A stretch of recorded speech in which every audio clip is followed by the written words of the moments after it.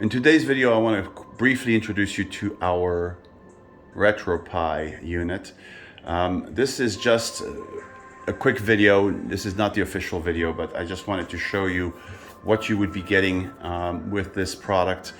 Brand new software was just added onto it, which covers about 10,000 games. Here, just the arcade category alone has 2,561 games. But then you have your Atari consoles, as you can see here, Lynx console, which is that that handheld. If I go down, you'll recognize ColecoVision, Dreamcast, Family Computer, Game Gear, Game Boy Color even. And then Intellivision, you have about 127 games on that. Sega Master System, Genesis has 1,142 games here, etc. I mean, I can keep going. Nintendo 64, Neo Geo, the regular Nintendo, like the standard NES, 1,339 games. So if you add all that up, everything that's on this machine, PSP even, PlayStation 1 games, there are 485 of those games on here. Genesis 32, Sega Saturn, Super Graphics, Super Nintendo, 1,156 games. And going in there is super easy. Just hit A, which is this button here, and then it just presents you with all the different games, right? You have not only the list of games, but then over here, a nice description of what the game looks like with the picture and the history of the game. So loading it is as easy as just hitting A, and you get right in. And every single game that you probably have ever played on the Super Nintendo system is there. Going back is this button right here. We're going to jump back. We can go through the list some more. Super Nintendo CD. Then we have some of the older computers like the Sinclair and stuff. Capcom systems. Family Computer. Super Famicom. All the games in one place. And here's the important part, the whole favorites section, right? So when you go through all these systems like 3DO and all that stuff that we just discussed, but you want to actually add your own favorites and be in a place where you just play what you like, this is the way you do it. And adding favorites is as simple as hitting this button when you see a game you like, and then hitting that button again when you're in favorites to remove it. Okay? So what I want to do now is I want to kind of demonstrate what that looks like. But let's talk first about artwork choice. So as you can see here on the sides of the machine, you can select your artwork choice. I'm going to go to the other side where you can see it lit up a little bit better. We have literally dozens and dozens of choices when it comes to that. Up on top, I apologize, we don't have a marquee in here right now so you can see the LED strip showing, but this is what that would look like by the time you're done and you select your marquee.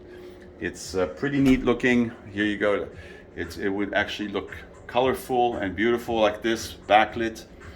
So that's kind of what you would expect once this machine is put together 100%.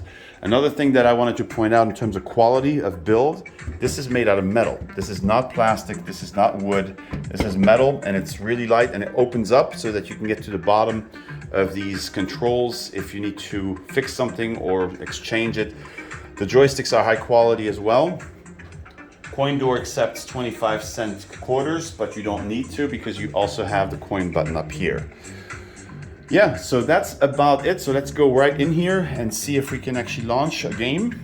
So again, remember, getting into a category, you just hit your primary button. Once we're in here, let's just go and try to see if we can find Galaga.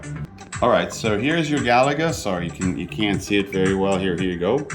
And also Galaga 88 and Galaxian is also here. So your preview screens for these three games.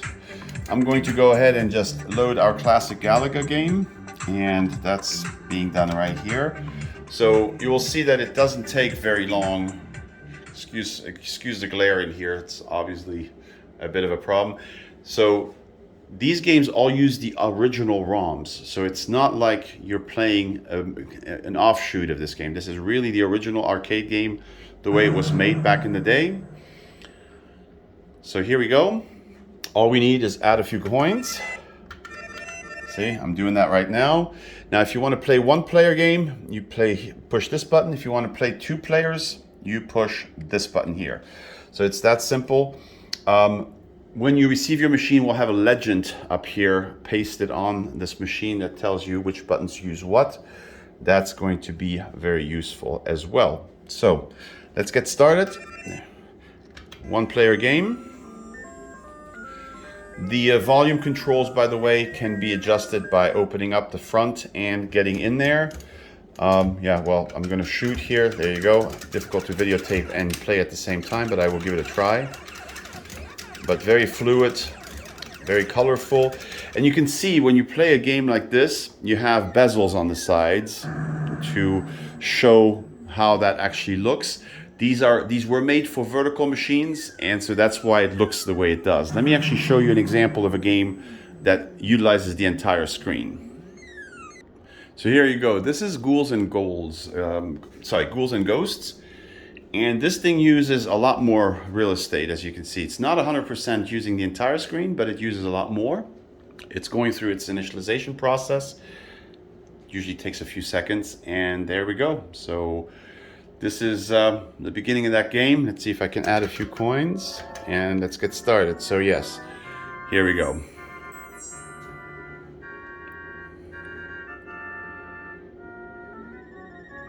I'm going to jump out. The way you jump out of a game is you use those two buttons and you push them together. That takes you back to the main menu. Super easy to use that way. Giga Wings is here. So not sure which game, maybe like a Street Fighter game probably would take up the whole screen. Let me try that. Okay, so even these Street Fighter games use the majority of the real estate, but not the entire screen. But we have nice bezels on the sides to make up for it.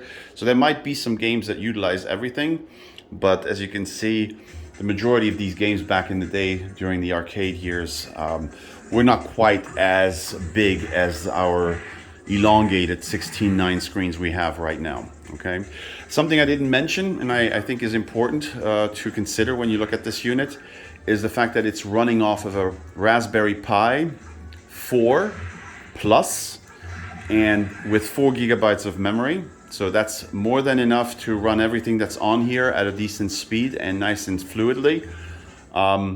It's not meant to be the top of the line product, but it certainly covers about 10,000 games. All of these different consoles and of course your arcade games are on here.